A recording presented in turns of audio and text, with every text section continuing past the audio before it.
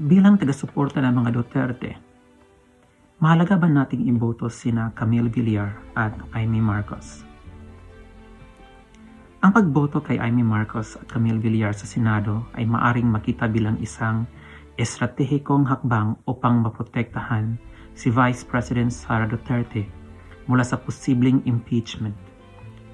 Sa konteksto ng politika sa Pilipinas, kung saan ang mga alyansa at impluwensya ay may malaking papel, ang kanilang presensya sa Senado ay maaaring maging kritikal sa pagprotekta sa Vice Presidente. Narito ang isang masusing pagpapaliwanag kung bakit. Ang impeachment ay isang seryosong proseso kung saan ang isang opisyal ng gobyerno tulad ng Vice Presidente ay maaaring maalis sa pwesto dahil sa mga paglabag sa batas. Ang proseso ay nagsisimula sa Kamara de Representante kung saan ang isang impeachment complaint ay ihahain. Kapag naaprobahan ito ng mayorya ng mga kongresista, ang kaso ay dadalhin sa Senado para sa isang impeachment trial. Sa Senado, ang mga senador ay magsisilbing mga hukom. Kailangan ng 2/3 or 2/3 na boto ng mga senador upang ma-convict ang opisyal at maalis sa pwesto. Dahil dito, ang komposisyon ng Senado ay kritikal sa kinalabasan ng isang impeachment trial. Si Amy Marcos at Camille Villar ay mga kilalang politiko na may malaking impluwensya sa Senado. Sila ay may matagal ng karanasan sa politika at may malawak na network ng mga kaalyado. Ang kanilang suporta ay maaaring maging mahalaga sa pagbuo ng isang koalisyon ng mga senador na tutulong sa impeachment ni Vice President Sara Duterte. Si Amy Marcos na may malalim na ugat sa politika ng bansa ay may malawak na network ng mga kaalyado sa loob ng Senado. Ang kanyang impluwensya ay maaaring magamit upang kumbinsihin ang iba pang mga senador na huwag suportahan ang impeachment.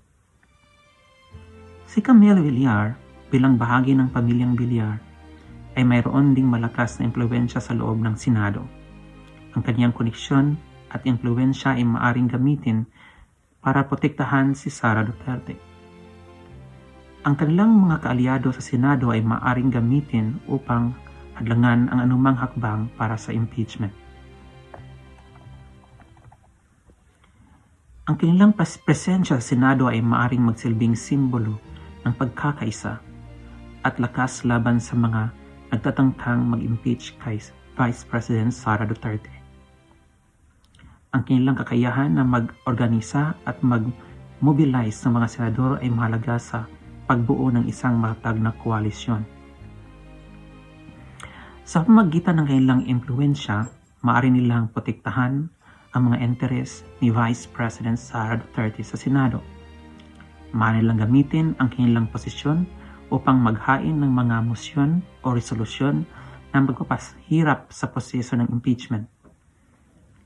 Ang kanilang presensya ay magsilbing proteksyon sa Vice President. Ang kanilang pagsuporta ay maaring makita bilang pagtutol sa anumang uri ng politikal na pag-uusig laban kay Vice President Duterte. Maaari nilang gamitin ang kanilang plataporma upang ipahayag ang kanilang paniniwala na ang impeachment ay isang politikal na motibo at hindi nakabatay sa legal na batayan. Ang kanilang presensya ay maaaring makatulong sa pagpapanatili ng balanse sa Senado, lalo na sa mga usapin na may kinalaman sa politika at kapangyarihan. Ang kanilang pagiging matatag ay maaaring magsilbing hadlang sa mga nagtatangkang magminipula ng proseso ng impeachment. Sa konteksto ng posibleng impeachment ni Vice President Sara Duterte, ang pagpili kay Amy Marcos at Camille Villar ay hindi lamang tungkol sa kanilang mga plataporma. Ito ay tungkol din sa kanilang kakayahan na maging proteksyon laban sa mga politikal na hamon. Ang kanilang impluwensya, karanasan at mga kaalyado ay maaaring maging mahalaga sa pagtiyak na ang Vice Presidente ay hindi mapapahamak sa isang impeachment trial. Mahalaga ring tandaan na ang politika sa Pilipinas ay dinamiko at maaaring magbago anumang oras. Ang pagpili sa mga senador na may malakas na impluwensya at kakayahang mag-organisa ay isang paraan upang matiyak na ang mga interes sa mga nasasakupan ay maprotektahan. Sa huli, ang pagpili kay Amy Marcos at Camille Villar ay isang estratehikong desisyon na maaaring magkaroon ng malaking epekto sa kinabukasan ng politika sa Pilipinas, lalo na sa konteksto ng mga usapin tungkol sa impeachment.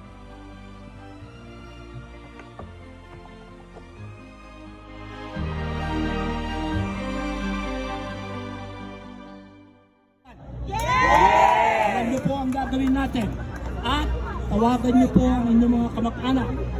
Kaya nananalangin din tayo para kay Pastor Quiboloy na ngayon ay nakakaranas ng paghihirap sa kulungan.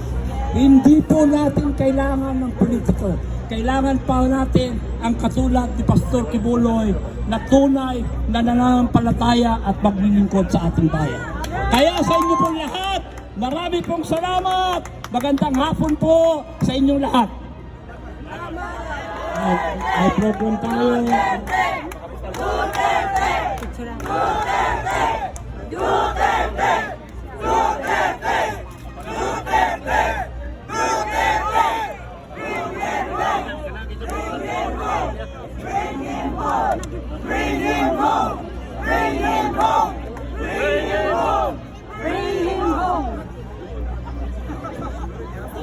Marcos resign! Marcos resign! Marcos resign! Marcos resign! Marcos resign! Marcos resign! Marcos resign! Marcos resign! Ano po?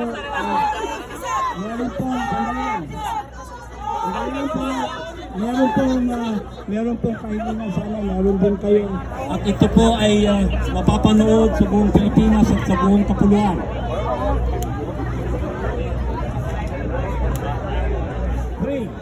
Happy birthday to you. Happy birthday to you. Happy birthday, happy birthday. Happy birthday to you. Pa! Happy birthday To you. Happy birthday to you. Happy birthday, happy birthday. Happy birthday to you.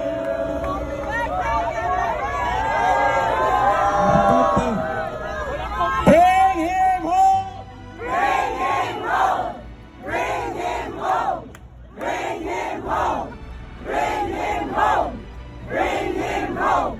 Bring him home! Bring him home! Sige, bring him lang! Ito! Ito ang tingnan mo lahat!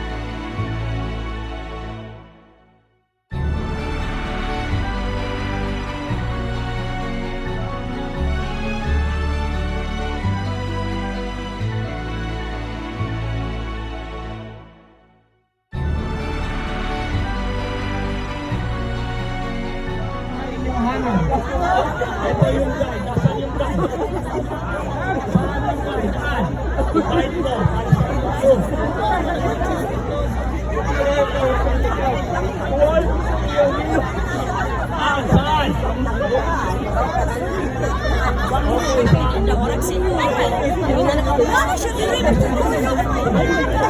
Ayan, pasok sa